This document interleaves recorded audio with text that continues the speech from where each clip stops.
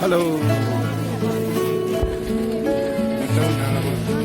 नटङ डाँडामा रमाइलो भइरहेछ 2082 सालको जोछार पारिपट्टि कुटुम सङ्घ यतापट्टि फुल्बु भन्ज्याङ तलतिर समुद्र टार एकदम डाँडा केन्द्रबिन्दुमा आज चाहिँ बुद्ध पार्क उद्घाटन हुँदैछ।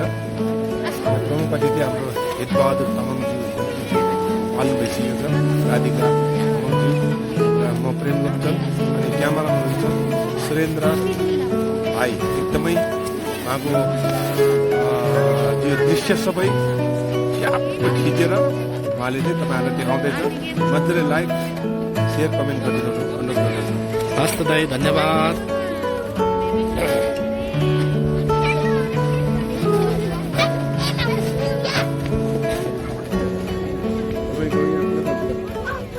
अहिले तपाईँ कहाँ हुनुहुन्छ? नटङ डाँडामा आफ्नै गाउँठाउँमा।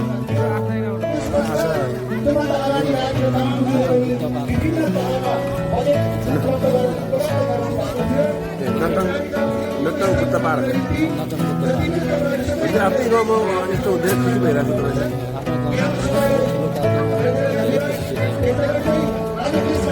बधाई छ हजुर। यो हो बुद्ध पार्क।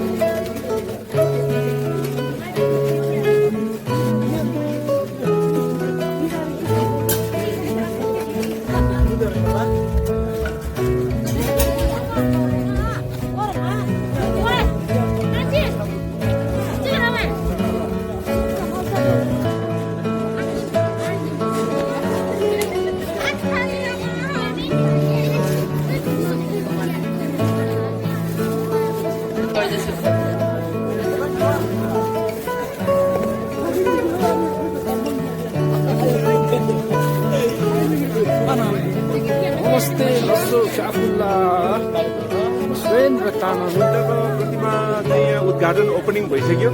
अब हजुर भाइ माननीय मन्त्रीज्यू होइन भुटान तथा संस्कृति मन्त्रीज्यू बहादुर तामाङज्यूबाट एकदम उद्घाटन भइसकेको छ। हाम्रो राधिका तामाङ हाम्रो सांसद हुनुहुन्छ। त्यसै गरी यो नटङ डाँडाको विशेष संसारभरिको मान्छे यहाँ आएर हेर्न सक्नुहुन्छ। माथि कुटुम सङ्घ, यतापट्टि भोल्बु भन्ज्याङ, तलतिर तपाईँको के भन्छ चिसो पानी, एकदम रमाइलो ठाउँ छ। यहाँ तपाईँले इन्जोय गर्न सक्नुहुन्छ। यो यतिखेर सुरेन्द्रको वाह। हस् धन्यवाद है। ल यो सोनाम लोछारलाई हामीले कुनै समय एउटा परिस्थितिले एउटा कुनै शासकको दमनमा परेर हामीले हाम्रो आफ्नो सनातनको चाडलाई बिर्सिनु परेको थियो। हाम्रो यो चाड भगवान गौतम बुद्ध जन्मिनु भन्दा पनि अगाडि भगवान गौतम बुद्ध जन्मेको भर्खर 2600 वर्ष हुँदैछ।